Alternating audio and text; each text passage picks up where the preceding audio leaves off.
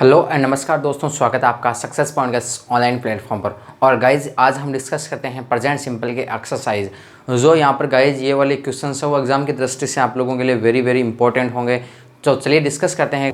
जिसमें गाइज यहाँ पर हमारा पहला क्वेश्चन है कि यहाँ पर देखो, आई ब्लैंक दिया हुआ to school at 7 AM Delhi. सबसे पहले गाइज यदि हम बात करें प्रेजेंट सिंपल में, हमने कुछ एडवर्ब्स पढ़ी थी जिसमें हमने पढ़ा था always, daily, usually, often, seldom, hardly, scarcely, rarely, barely, every day, every month, every week, every year, once a day, twice a day. इस तरह के एडवर्ब्स गाइज हमने पढ़ी थी प्रेजेंट सिंपल में यूज़ की जाती है। एडवर्ब्स यूज़ हो तो वहाँ पर यूज़ करेंगे हम प्रेजेंट सिंपल टेंस का।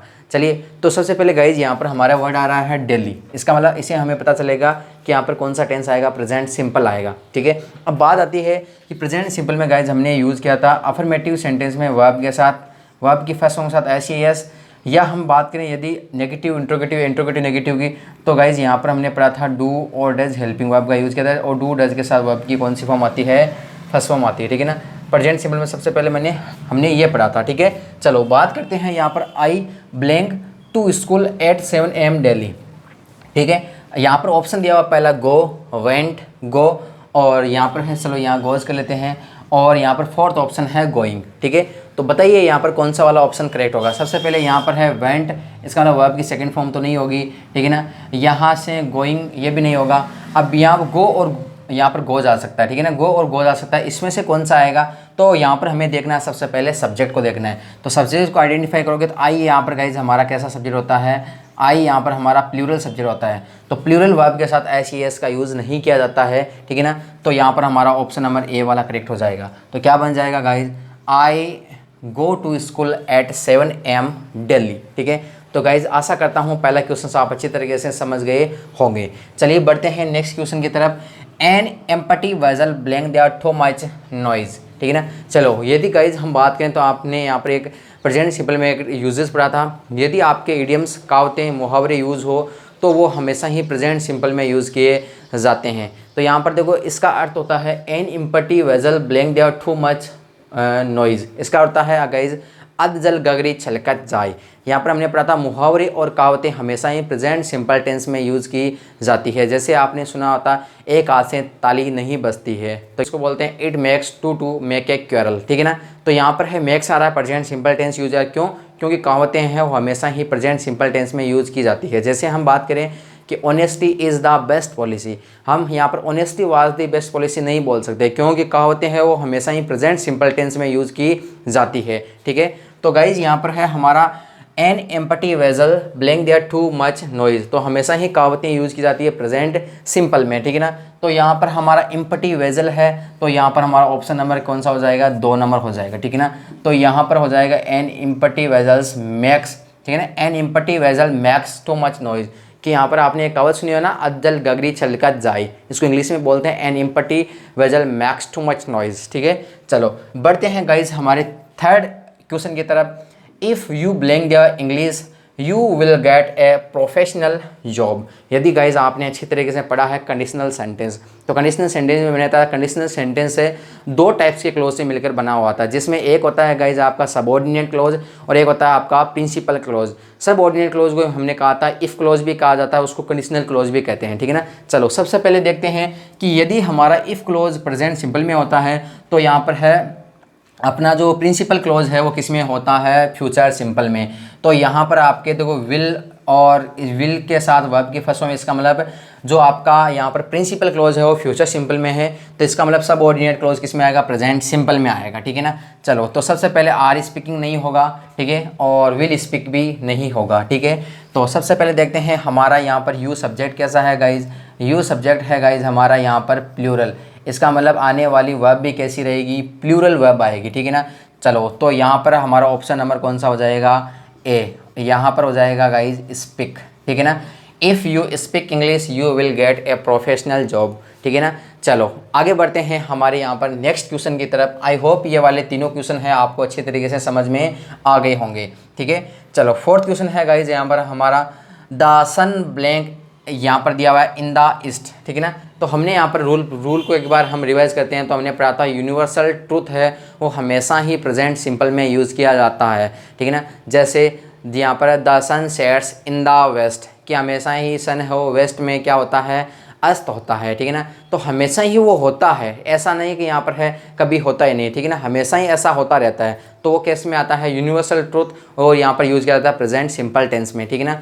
तो उसी तरीके से यहाँ पर आया the sun blank the in the east. तो सन है हमेशा ही आपके ईस्ट दिशा में क्या होता है, राइज होता है, ठीक है ना।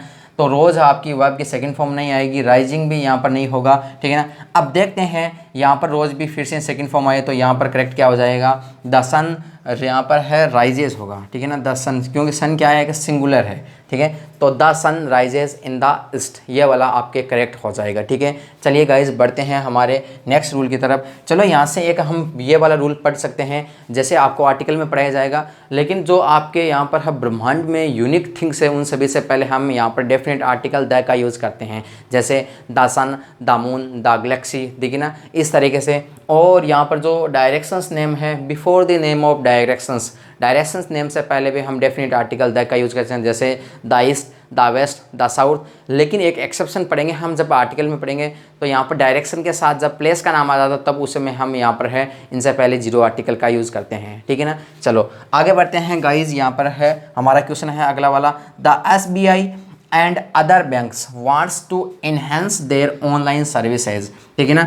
चलो सबसे पहले बात करते हैं यहाँ पर subject the SBI and other banks. इसका मतलब यहाँ पर है दो सब्जेक्ट है जो एंड कंजक्शन से जुड़े हुए हैं, ठीक है ना, जो एंड से जुड़े हुए, ठीक है ना। The SBI and other banks, इसका मतलब यहाँ पर है, यहाँ पर हमारी सब्जेक्ट प्लूरल है तो इसका मतलब आने वाली वर्ब भी क्या होगी, प्लूरल होगी, ठीक है ना। और हमने पढ़ा था कि जब कोई भी वर्ब होती है, ठीक है ना, तो जब किसी वर्ब के साथ ऐसी एस लगने से वर्ब क्या बनती है, सिंगुलर बनती है। इसका मतलब यहाँ पर वांट और वांट्स में से ये वाली आपके सिंगुलर है और ये वाली कैसी है, प्लूरल है, ठीक है ना। चलो तो हमें यूज़ कौन सी करनी है, प्लूरल वर्ब का यूज़ करना है, क्योंकि सब्जेक्ट हमारा प्लूरल है। तो यहाँ पर आपका वांट्स ना होकर के गाइज क्या होगा, यहाँ पर करेक्ट होगा वांट होगा, क्योंकि सब्जेक्ट कैसा है, प्लूरल। जैसा सब्जेक्ट होगा वैसी ही हमें वर्ब को यूज़ करना है। तो इसका मतलब आता है जो SBI है और उसके साथ जो अदर बैंक्स है वो अपनी ऑनलाइन सर्विस है वो इन्हेंस करना चाहती है। इन्हेंस का अर्थ क्या होता है गाइज, बढ़ाना, इंक्रीज के सेंस में आता है, बढ़ाने के सेंस में आता है, ब्रॉडकास्ट के सेंस में आता है, ठीक है ना। चलो आगे बात करते हैं गाइज अगले वाले क्वेश्चन की तरफ।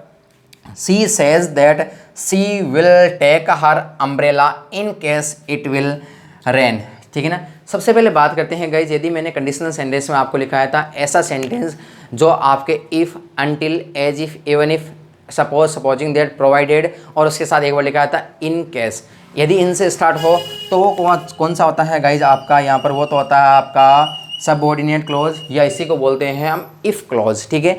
और जो बचा हुआ है वो आपका होता है कौन सा, प्रिंसिपल क्लॉज, ठीक है ना। तो सबसे पहले बात करते हैं कि ये तो हमारा हो गया कौन सा, सबऑर्डिनेट क्लॉज, या इसको बोल सकते हैं इफ़ क्लॉज। कंडीशन हमने ये पढ़ी थी कि इफ़ क्लॉज आपका प्रेजेंट सिंपल में हो तो आपका जो प्रिंसिपल क्लॉज है वो फ्यूचर सिंपल में आएगा, ठीक है ना। तो पहले देखना है इफ़ क्लॉज या कंडीशनल सेंटेंस हमारा प्रेजेंट सिंपल में आना चाहिए। ये वाला रहा हमारा इफ़ क्लॉज, इसका मतलब ये सिंपल में नहीं है, किस में है, फ्यूचर सिंपल में है। तो यहाँ पर विल को हटा करके यहाँ पर क्या करना है, रेंज करना है, ठीक है ना। क्या हो जाएगा, देखो सबसे पहले ही says that she will take her umbrella in case it rains, कि यदि बारिश आती है तो वो अम्ब्रेला लेकर जरूर आएगी, ठीक है ना। चलो तो सबसे पहले ये हमारा हो गया कौन सा, सबऑर्डिनेट क्लॉज। सबऑर्डिनेट क्लॉज आपका यूज़ होता है प्रेजेंट सिंपल में, तो यहाँ पर ये वाला हो गया सबऑर्डिनेट क्लॉज। सबऑर्डिनेट क्लॉज को यूज़ करना हमें यहाँ पर प्रेजेंट सिंपल में, क्यों, क्योंकि क्वेश्चन में दिया गया है फ्यूचर सिंपल, हमें यूज़ करना है प्रेजेंट सिंपल। तो गाइज यहाँ पर समझ गए होंगे इस वाले पार्ट में एरर है, विल की जगह गाइज यहाँ पर क्या हो जाएगा, रेंस हो जाएगा, रेन, ठीक है। चलो आगे वाले क्वेश्चन पर बढ़ते हैं। If Ashok comes here I would help him to the best of my knowledge, कि यदि यहाँ पर अशोक मेरे पास आता है तो मैं उसकी यहाँ पर जितनी अच्छी तरीके से हेल्प कर सकता हूँ मैं उतनी यहाँ पर मेरे नॉलेज से उसकी हेल्प करूँगा, ठीक है। चलो बात करते हैं यहाँ पर रूल को देखते हैं। सबसे पहले हमने देखा था इफ़ क्लोज यदि हमारा प्रेजेंट सिंपल में आता है, ठीक है ना। इफ़ क्लोज यदि हमारा प्रेजेंट सिंपल में आता है तो गाइज हमारा सब यहाँ पर हमारा वुड न हो करके करेक्ट क्या हो जाएगा, if Ashok comes here I will, ठीक है ना, सॉरी आई, यहाँ पर आई के साथ क्या लग जाएगा, सेल लग जाएगा। I shall help him to the best of my knowledge, कि जितना मेरा नॉलेज है उससे भी अधिक मैं उसकी क्या करूँगा, सहायता करूँगा, ठीक है ना। चलो तो गाइज हम यहाँ पर फ्यूचर में पढ़ेंगे कि आई और वी के साथ सेल भी यूज़ करते हैं जनरली, और आई और वी के साथ हम विल का भी यूज़ करते हैं। यदि सेंटेंस का मूड है, यदि आपका सेंटेंस का मूड है डिटर्मिनेशन को शो कर रहा हो, या आपके यहाँ पर डिटर्मिनेशन के अलावा आपके थ्रेट को, वार्निंग को शो कर रहा हो, तो यहाँ पर हम आई और वी के साथ यहाँ पर विल का भी प्रयोग करते हैं, ठीक है। चलो आगे बढ़ते हैं। यहाँ पर देखो, do they played cricket match every week. सबसे पहले देखते हैं कि यहाँ पर इसमें हमारी एडवर्ब आई हुई है एवरी वीक, और हमने अच्छी तरीके से पढ़ा है every week, every day, every month, every year आपके यूज़ की जाती है प्रेजेंट सिंपल या प्रेजेंट इंडेफिनिट टेंस में, ठीक है। चलो अब देखते हैं कि यहाँ पर किस तरीके का सेंटेंस है। तो यहाँ पर हमारा सेंटेंस है, इंट्रोगेटिव मार्क से पता चल रहा है कि सेंटेंस है हमारा इंटेरोगेटिव सेंटेंस है। तो इंट्रोगेटिव सेंटेंस का हमारा स्ट्रक्चर रहता है, सबसे पहले हेल्पिंग आती है डू और डज, उसके बाद में आता है सब्जेक्ट, उसके बाद में वर्ब की फर्स्ट फॉर्म, उसके बाद में ऑब्जेक्ट, और लास्ट में आता है आपका क्वेश्चन मार्क। यहाँ पर हमारा फॉर्मूला ये वाला यूज़ करता है, ठीक है। चलो देखते हैं फॉर्मूला ये वाला आपके यहाँ वेरीफाई हो रहा है या नहीं। तो सबसे पहले देखते हैं डू दे। तो यहाँ पर हमारा सब्जेक्ट है दे, यानी यहाँ पर यदि हम बात करें आई, वी, यू और दे के साथ, यहाँ पर सारे प्लूरल है, और प्लूरल के साथ हमारा यूज़ किया जाता है डू का प्रयोग, ठीक है ना। तो सबसे पहले दे है, दे के साथ डू है, इसका मतलब ये वाला तो करेक्ट है, ठीक है। आगे बात करते हैं, देखो यहाँ पर सब्जेक्ट के बाद में कौन सी वर्ब की फर्स्ट फॉर्म का यूज़ करना है। तो यहाँ पर गाइज हमारा करेक्ट क्या होगा, प्लेड ना होकर के यहाँ पर हमें करना है प्ले करना है। क्या करना है, प्लेस करते ही सेंटेंस क्या हो जाएगा, करेक्ट हो जाएगा। तो यहाँ पर क्या हो जाएगा, do they play cricket match every week, कि क्या वे प्रत्येक सप्ताह है वो क्रिकेट खेलते हैं। तो गाइज़ आशा करता हूँ कि आपको सेशन है वो बहुत ही अच्छा लगा होगा। आगे है यहाँ पर है नेक्स्ट पार्ट में हम डिस्कस करेंगे कुछ और क्वेश्चंस जो आगे आने वाली फर्दर एग्जामिनेशन के लिए भी यहाँ पर इम्पोर्टेंट होंगे, ठीक है।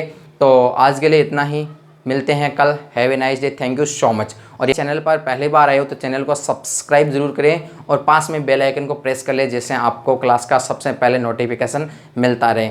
Thank you, have a nice day.